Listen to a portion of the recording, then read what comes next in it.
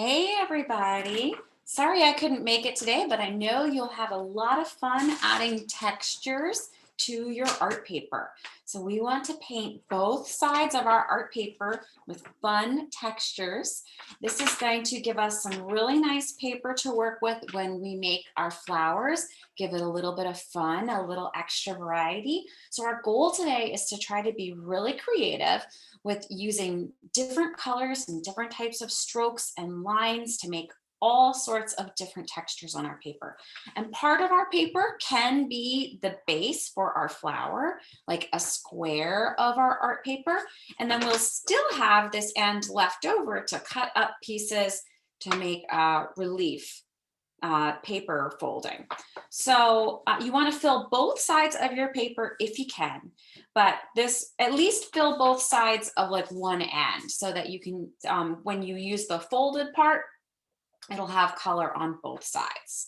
So you can start if you want by using some crayons to add some marks to your paper, and that can give it like some extra texture. Any type of marks you want. You could do a pattern like lines, or you could do just scribbly scrabblies, whatever kind of texture. You could do different kinds of textures. You can do contrasting or opposite colors, like yellow and purple are opposite colors, or you could use colors that have a little bit more harmony, like yellows and greens that don't have a lot of contrast. It depends how much attention you want to attract to a certain part. Anyway, once you have some crayon down, if you want to put crayon down, you don't have to.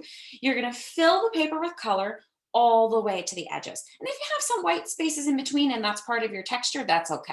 So we want to start out by just putting a little dot of water in each of your paints.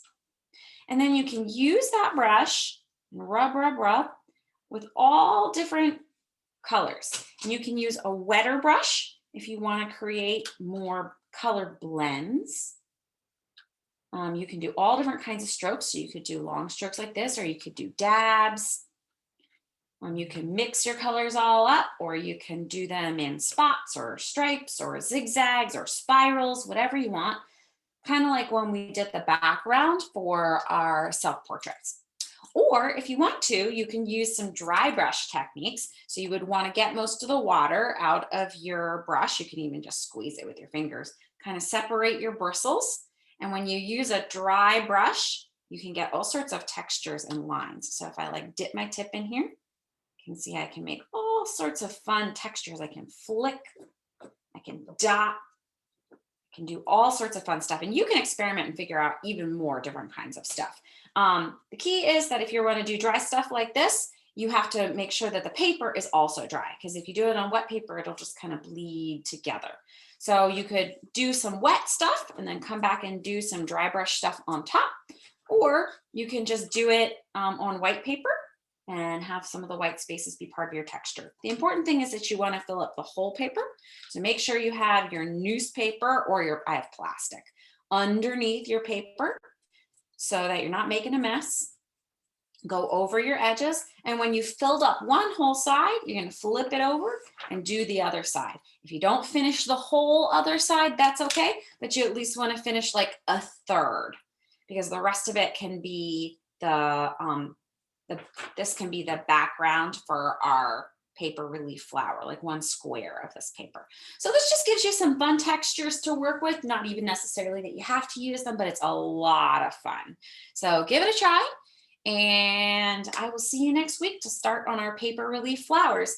Now, if you're going home or if you're coming into school, please make sure that you bring this paper with you. Don't forget it. And if you have any special papers like craft papers or pattern papers or construction paper that you want to bring in, you can totally do that. I will have some construction paper available in school, but I don't have any to send home with you. So if you're home, you can either make more papers to use, or you can just use white paper, mix it up, whatever colored paper will work. All right, thanks guys, have fun.